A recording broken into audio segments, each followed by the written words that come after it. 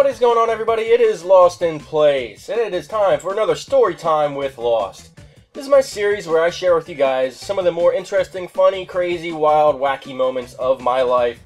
I've lived a life, let me tell you. I've got a lot of crazy stories, and I want to share them with you. And today, we are talking about an adult topic. Per usual, I like to talk about adult topics. I'm an adult. At least half of my subscribers are adults, I'd like to think. And for those of you who aren't, you can enjoy the tale. But be warned, this is an adult topic.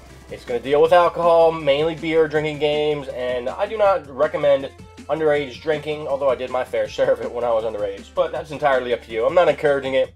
And again, just sharing with you an entertaining, funny story from my life. The gameplay you're watching is from League Play. That has been my new addiction lately. I've been really hooked on League Play, having a lot of fun with it, getting pretty close to Masters. I'm like rank 5 in Platinum right now. Pretty awesome. Yeah, cool stuff. And games like this is why. This was from an open lobby I did. I live streamed an open lobby of League Play. And the two guys with me were just some subscribers who played. And we raped some ass and captured the flag. So that's going to be the backdrop for the story I'm about to tell. And I'm going to tell you about some of the craziest drinking games I've ever taken part in. Now, if any of you have thrown back some beers or drinks, I'm sure you have participated in drinking games. Well, I'm not just going to talk about regular games, card games of asshole, or anything like that. I'm going to talk about the 3 craziest drinking games I ever participated in. And first one up is going to be one of my favorites, and it is called Edward 40 Hands. Edward 40 Hands. What the hell could that mean, you're wondering? I'm sure some of you out there have heard of it.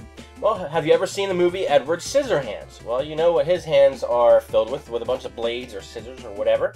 That is kind of the concept behind Edward 40 Hands.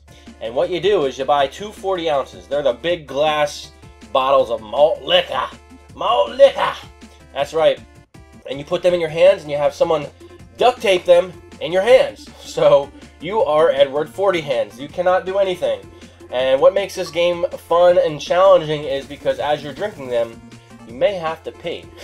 And if you gotta pee, there is no way in hell you're getting your zipper down and getting your dangling out to take a leak while you're holding your 40s, while your 40s are taped in your hands.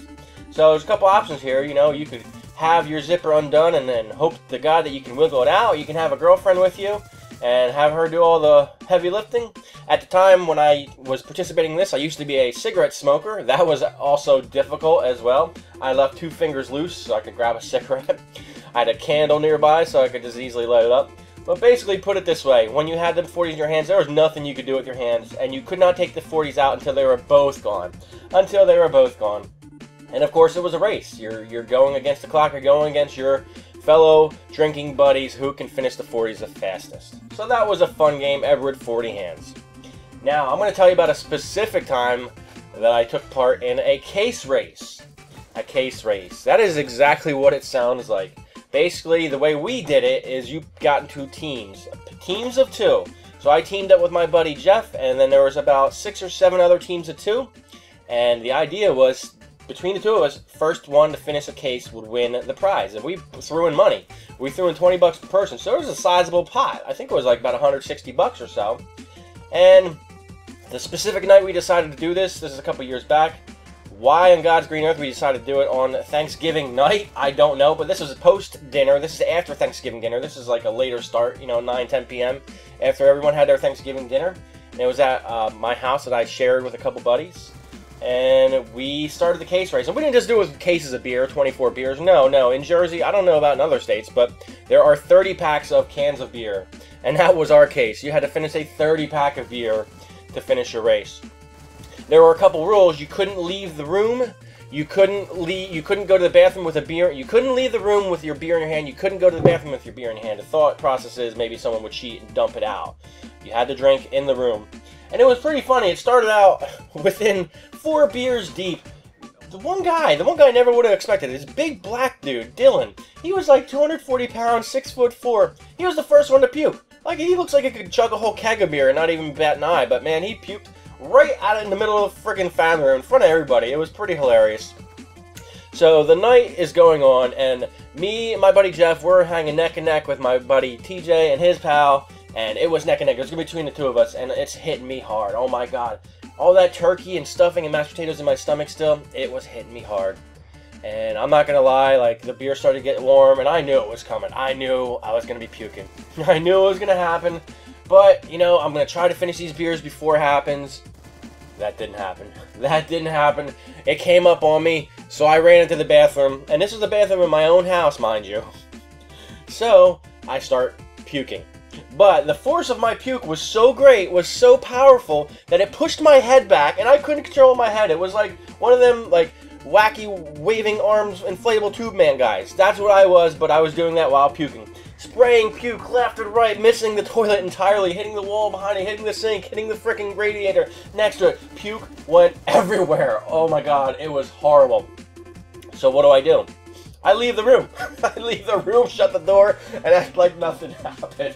And I just left a bomb there for the next person to walk into to find out, to see it. And yeah, it was hilarious, and everybody's freaking out, like, who the hell puked in here? Oh my god. It was like The Exorcist went off in there, man. There was puke everywhere.